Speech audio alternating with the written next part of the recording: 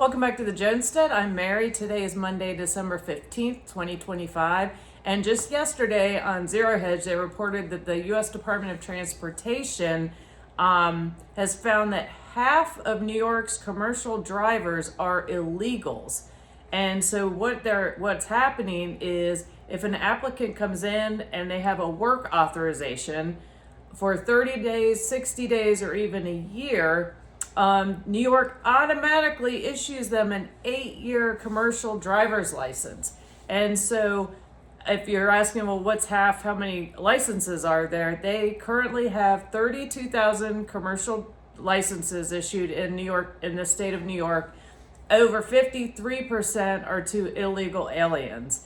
And what happened was that there was an audit that was performed, and they uncovered that many times they won't even verify if they have a work authorization, visa, or are even here legally.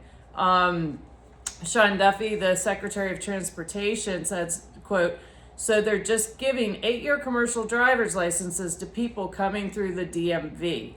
He said they don't just drive in New York, and they don't just drive in New York. They're issued the license there. But there was an accident in Tennessee. I think there have been other accidents where the driver's licenses were issued in New York, but these drivers are driving all over the country.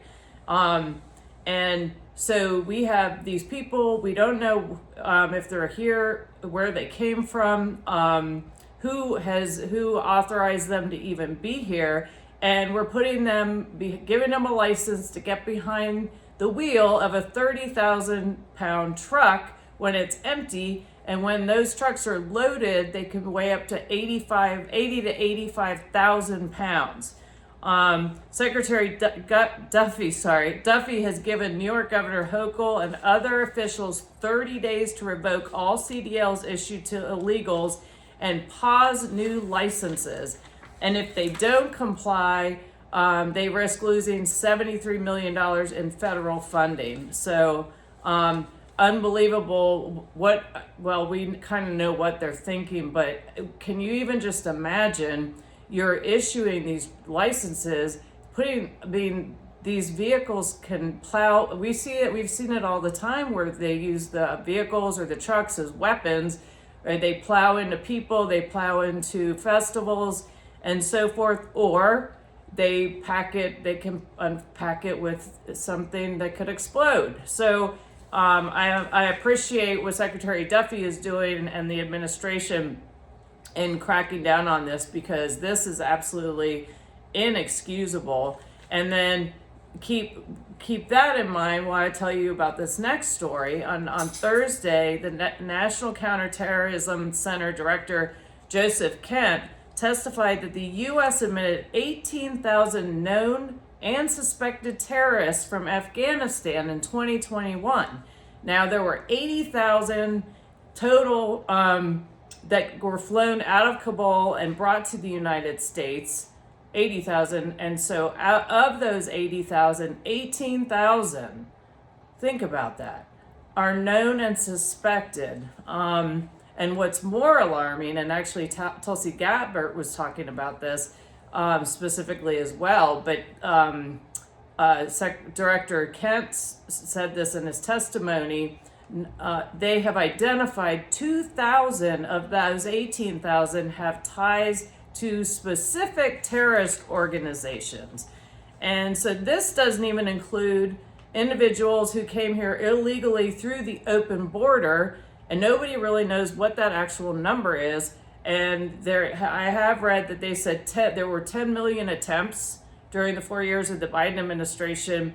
Of those 10 million, 5 were released into the United States. And we know that that administration was handing out credit cards to all of them and housing them and so forth. And we see how well they appreciate it so much. And we saw how the Somalis appreciate it so much that they are stealing taxpayer money. But also with these illegals comes a lot of crime as well, physical crime.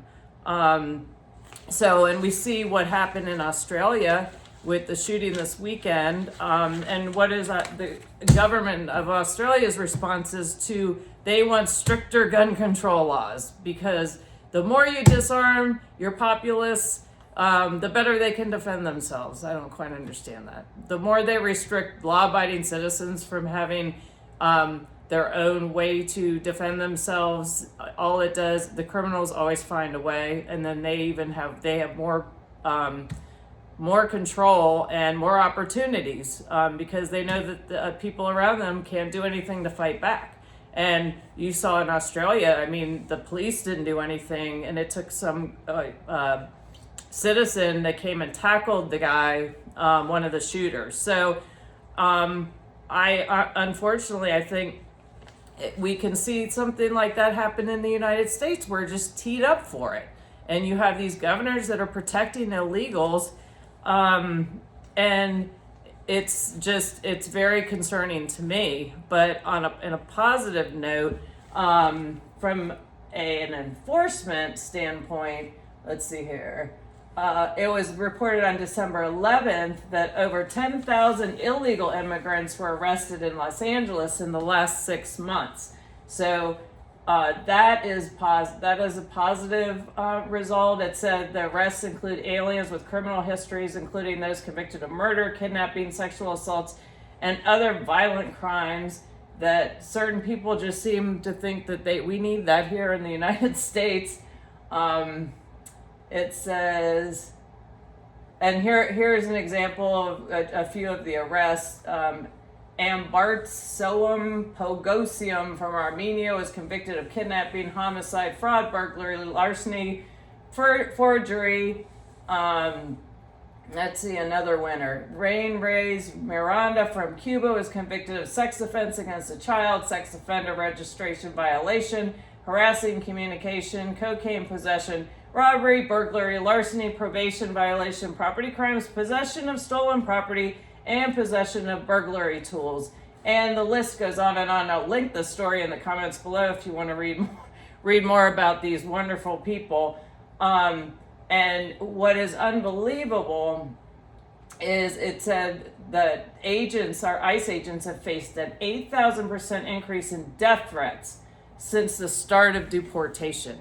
So there's a lot going on in this country right now. There are a lot of individuals that are want to undermine the United States, undermine our freedoms, and really destabilize this country. And that is very obvious. And because they are fighting what a common sense person would think, we want law and order. That makes sense, doesn't it?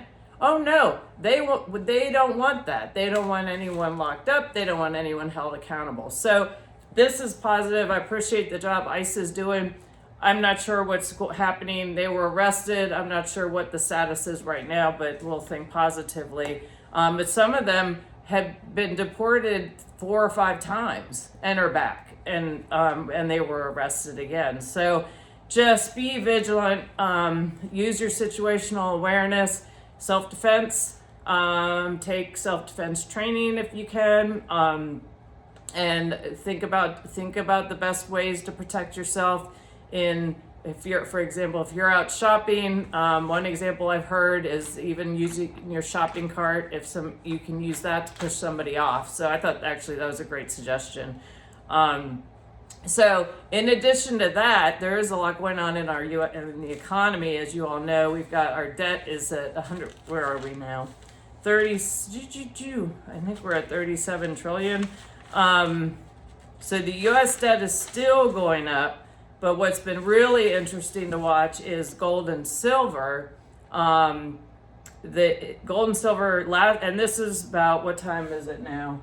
This was about probably 3 o'clock. I looked it up. Was up almost $15 today, so that puts it at $4,000 and some. And then silver's up $2, it puts it at $64 an ounce.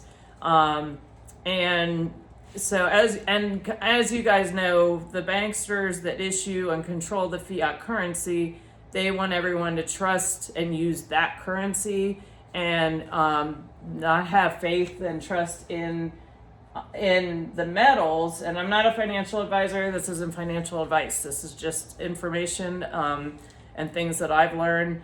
And the difference is gold and silver will never be worth zero, whereas a fiat currencies eventually fail.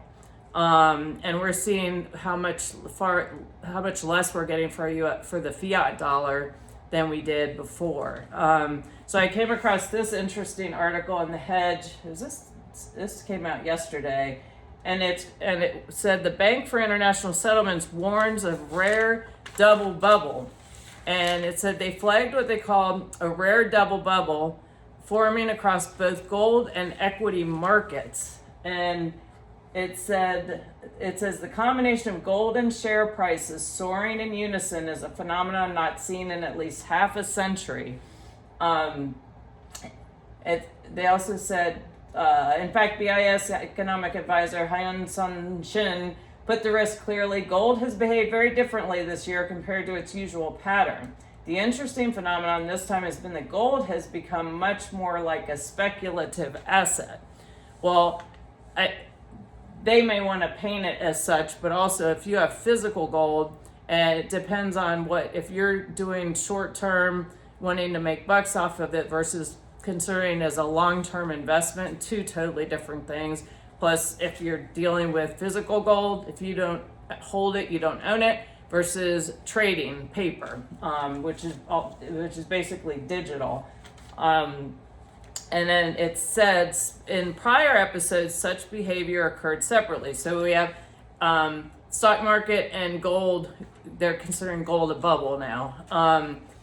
And it said in the late 70s, gold saw a steep bubble culminating around 1980 during a period of high inflation.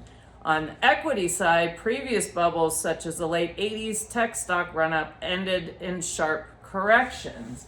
And I wanted to read, it said, if history repeats itself, and this is the BIS, overvaluation followed by reversion, investors could suffer steep losses in both their equity and gold holdings simultaneously, eliminating the traditional diversification benefit of holding both. Holding both might actually be concentrated risk. So that I thought was very interesting, that it used to be, holding gold is a good way to diversify and less risk. And now they're saying that it's as risky a bubble as the stock market. And from my standpoint, gold is a hedge against inflation. And as I said before, they'll never be worth zero. And so I just thought that was kind of an interesting take that they have. And some of it seems as though it's a discouragement against people wanting to have any faith and trust in the gold market. Again, there's a difference between physical gold and then the trading paper market. But I still think gold, certainly I have more faith in gold and silver than I would in just the random stock market. And that is significantly in a bubble right now. So, and in the article, there are some suggestions too, like it's first look at quality, stability, and liquidity. Treat gold and precious metals as a hedge, not a core driver of growth, and so on and so on. And so you can take a look at that. I'll link this article in the comments below. But I just thought it was really interesting, and they're kind of making people want to be scared of being invested in gold. It seems to me. I could be wrong. If you think my take on this is completely off base, feel free to comment below.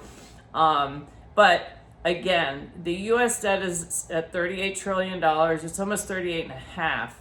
And the Fed is going to lower rates, so they've already started printing more money to put more liquidity into the economy, which we all know when that happens and we see inflation, consumer inflation increase, and as we've all been observing for years now.